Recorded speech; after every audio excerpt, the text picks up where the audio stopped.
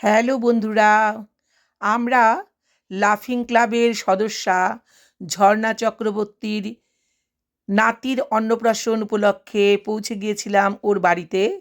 আমার সঙ্গে আরও অনেকেই ছিল যারা নাকি লাফিং ক্লাবের সদস্য এবং সদস্যা। আমরা এইভাবেই কিন্তু বিভিন্ন রকম অনুষ্ঠানে সকলের সঙ্গে সকলে পৌঁছে যাই একত্রিত হয়ে। বাঙালির সংস্কৃতিতে অনুষ্ঠান মানেই আনন্দ, মিলন এবং ঐতিহ্য। আমাদের দেশে ধর্ম, বর্ণ নির্বিশেষে কোনো অনুষ্ঠানের মাধ্যমে সবাই মেতে ওঠে সার্বজনীন আনন্দে। কোনো অনুষ্ঠান আমাদের জীবনকে বৈচিত্র্যময় ও প্রাণবন্ত করে তোলে, যেখানে ভোজন, উপহার ও আড্ডার মাধ্যমে মানুষের সঙ্গে মানুষের আত্মিক মিলন ঘটে। ধর্ম যার যার, উৎসব এবং অনুষ্ঠান সকলের, এই মন্ত্রে বাঙালি সব উৎসবে এবং অনুষ্ঠানে একসাথে মিলিত হয়। কোনো অনুষ্ঠান মানেই সকলের সঙ্গে সকলের দেখা হয়, আত্মীয় স্বজনদের সঙ্গে মিলন ঘটে। উৎসব বা অনুষ্ঠান মানুষের দৈনন্দিন জীবনের ক্লান্তি দূর করে নতুন কর্মস্পৃহা ও আনন্দ যোগায়। তাই কিন্তু এই উৎসব বা অনুষ্ঠানের প্রয়োজনীয়তা রয়েছে। এই উৎসব বা অনুষ্ঠানের মাধ্যমে মানুষের মন এবং জীবন উজ্জীবিত হয়।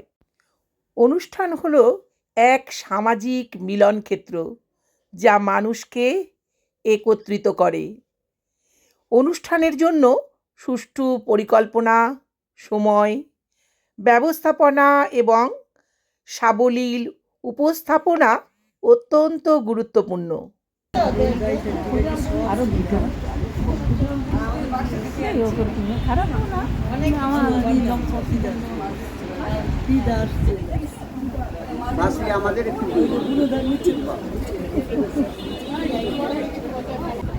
আমার ফটো তুলতে ভালো লাগে, তুলি তাই।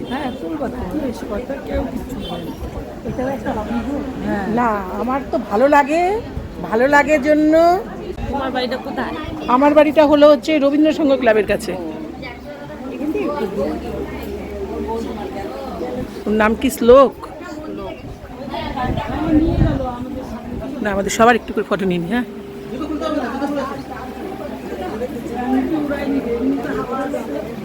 একটু একটু, হ্যাঁ একটু একটু নিয়ে নিই, স্মৃতি হয়ে থাকবে আর কি।